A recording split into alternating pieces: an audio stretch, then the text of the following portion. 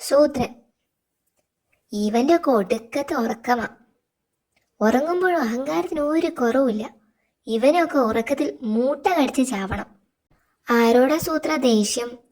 ആ ഉറക്കക്കാരൻ കരടിയില്ലേ, അവന്റെ കാര്യമാ പറഞ്ഞത്.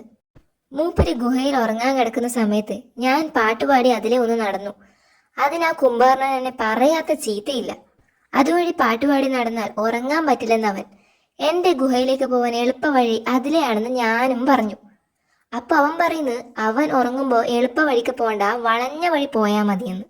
ആഹാ, എന്നാ പിന്നെ നമ്മളും വിട്ടുകൊടുക്കരുത് സൂത്ര. നമുക്കത് തന്നെ ചെയ്യണം.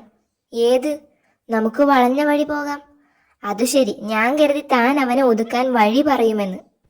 എന്താടോ താൻ ഡയലോഗൊന്നും പറയാത്തത്? ഞാൻ ചിന്തിക്കുകയാ. താൻ പറഞ്ഞ പോലെ നമ്മളൊരു വളഞ്ഞ വഴിക്ക് പോകുന്നു. ശരിക്കും ഒരു വളഞ്ഞു പുളഞ്ഞ വഴി. അവന്റെ ഉറക്കം നമുക്ക് ഇന്ന് തീർക്കണം. സൂത്രം റെഡി. ആവശ്യമുള്ള സാധനങ്ങൾ: ഒരു കൊച്ചു കല്ല്, കുറച്ച് വള്ളി, ഒരു പഴം, 4-5 എലികൾ, ഒരു കൂർത്ത കമ്പ്, ഒരു കുല മാങ്ങ, ഒരു പലക, ഒരു വലിയ പാത്രം വെള്ളം, പിന്നെയും കുറച്ച് വള്ളി മതി. ഒന്നും മനസ്സിലായില്ല സൂത്ര. അതാണ് വളഞ്ഞ വഴി എന്ന് പറഞ്ഞത്. വാ, കാണിച്ചു തരാം. സംഭവം റെഡി. ഇപ്പോഴും ഒന്നും മനസ്സിലായില്ല സൂത്ര. വിശദീകരിച്ചു തരാം. നമ്മൾ ചെയ്യേണ്ടത് ഇത്രയേ ഉള്ളൂ. ഇവിടെ ഇരുന്ന് ഈ കല്ല് ഇതുവഴി ഉരുട്ടി വിടുക. കല്ലുരുണ്ട് ചെന്ന് ആ എലി മാളത്തിൽ കയറും. അന്നേരം എലികൾ പുറത്തു ചാടും. അപ്പോഴാണ് അവർ തൊട്ടപ്പുറത്ത് ആ പഴം കാണുന്നത്.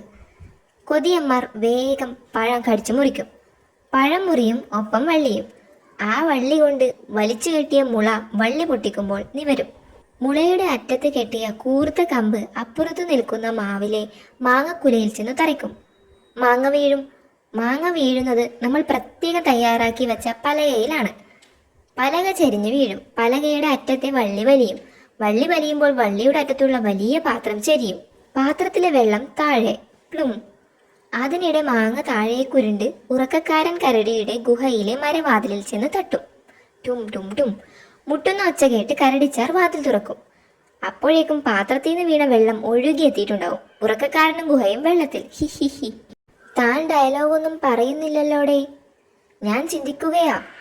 എനിക്കൊരു സംശയം, ഇതൊക്കെ നടക്കുമോന്ന്. അതെന്താ അങ്ങനെ തോന്നാൻ? ഒരൊറ്റ കാര്യത്തിലാ സംശയം. ഞാൻ ദാ വരുന്നു. ആ സംശയം ഒന്ന് തീർത്തിട്ട് വരാം. ഞാൻ വരണോ? വേണ്ട. ശരി, കുളമാക്കുമോ? കൂടെ പോകാമായിരുന്നു. സംശയം തീർന്നു. സംഗതി നടക്കും. തനിക്കത് ഇപ്പോഴെങ്കിലും മനസ്സിലായല്ലോ. മാങ്ങ വാതിൽ തട്ടിയാൽ പുള്ളി ഉണരുമോന്നായിരുന്നു സംശയം. ഉണരും. ഞാൻ നോക്കി. താൻ നോക്കിയെന്നോ? എങ്ങനെ നോക്കി?